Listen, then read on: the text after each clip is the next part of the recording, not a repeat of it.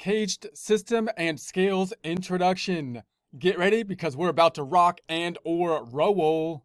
We will start off the section by reviewing the pentatonic scale in the key of C major or A minor. This in essence being our home base we want to know about before we start moving these positions around as we will do in this section.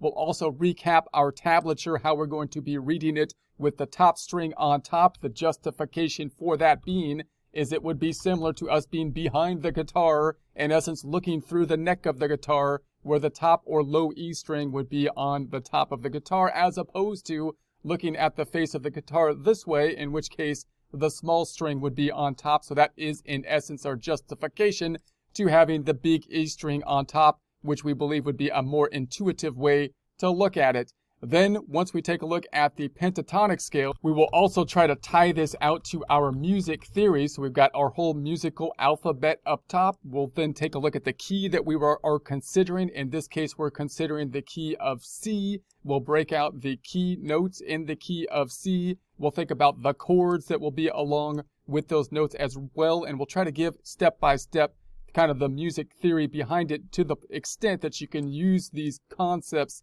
to then apply, say, building chords and using it to play along with actually song. Next, we'll take a look at chord shapes and the open position, starting with the C chord, then the A, then the G, then the E, then the D, and we'll see how those chord shapes will be moved up, the same shape then, but a new chord, this now moving up to the D position, to the E position, to the F position, to the G position, to the A position, and so on. As we go through that process, we will think about the music theory related to it, meaning what chord are we in? We're going to be mapping out and constructing the notes in the chord, and then we can also think about basically the chords that would be making up a possible song, the chords that will typically be going together in terms of major and minor chords. When we move the chord shape up to the next shape, then we'll think about what are going to be the notes in that chord. Once we have moved that same shape up, how can we use that?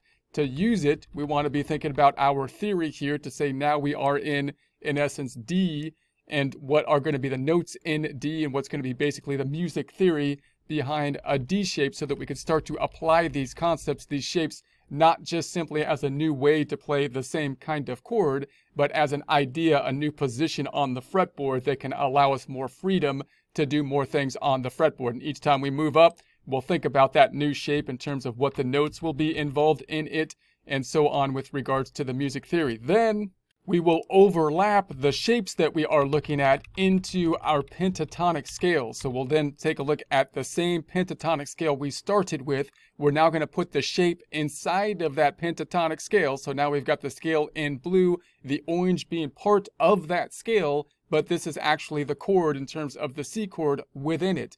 This gives us the ability to basically play along within the notes. So if we have a song in the key of C, we can play the notes in it if we're playing along with it, and then we can expand out from there to play more notes in the pentatonic scale, adding the two other notes, meaning the chord is going to be the 3 notes, the pentatonic scale 5 notes, which generally will be going along and still be kind of a safe position for us to be playing along with a song oftentimes. And if we were to move that position up, then if you can basically name the position by saying this is a C-shaped type of position, that's one way that you can name the position.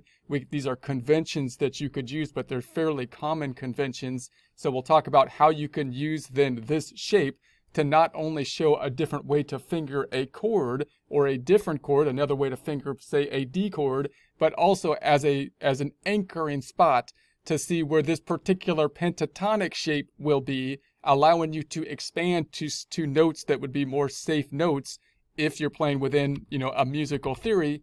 As we do that, we'll think about kind of the theory behind it in terms of the chords. In this case, we're in the key of D, the notes in the key of D, and the chords that might be along with the key of D, so that you can actually apply this shape then in a realistic type of way under different circumstances. We can move that same thing up to E now. So now we have the C shape in E, in the key of E. And if you can expand on that, you have the arpeggio, which you can have as the C chord, and just select those particular notes. And you also have the more broader scope of the pentatonic scale, which again, if you're playing something that's in the key of E, then the pentatonic is still a fairly safe place to be if you want to start to move around and add more melody and so on to support the song. So we've got F and then G and then so on. And then next, we will finally move to the major scale. So now we've got then the caged system. So we've got the actual chord in the key of C. The dark blue notes represent the pentatonic scale, which are usually another kind of safe place to go to move out and expand from the actual arpeggio in the notes if you're kind of improvising over a song. And then we've got the added notes that would be in the major scale. So now we can see if we were playing along with a song, basically in the key of C, and you're trying to play another melody or some backup to it in some way, then the safest thing to do would be playing some kind of arpeggio within the key of C. Then you can expand from that and say the next safest thing to do would typically be to play then somewhere in the pentatonic scale. And then the next safest place to go is to be adding notes in the entire scale. And so if you can use this same C chord as a position to basically say, okay, now I know where I am in the C shape, and then expand on that C shape to see where the pentatonic, the 5 scale is, and then look at the entire scale, that gives you the most amount of options to try to embellish or expand when you're supporting a song. And if you move that shape up, and you're able to anchor where your hand is, and usually you'll be within 3 to 4 frets, and you'll be able to say, okay, now I'm anchored in a C shape that is a D chord. Once you're anchored there, you can play the arpeggio in a D, which are just the notes in the chord, and you can then use that same shape to expand to the shape of the pentatonic scale, which again, if you're playing something in D now, and you're able to basically see where that C-shaped chord is in the key of D, and then use your same fingering positions to arpeggiate the chord, and then to expand on that to the scale, and then you can expand to the major scale, which is the light blue, and the same concept. So you can see how these basically, the cage system, the open chord shapes, can help you to anchor the pentatonic shape as well as the arpeggio shape, and that can also help you to anchor the whole major scale. And then as we go through these, we'll keep on thinking about the actual construction of the chords and how you might be able to use this. We'll do that for C, then go to A, then go to G systematically.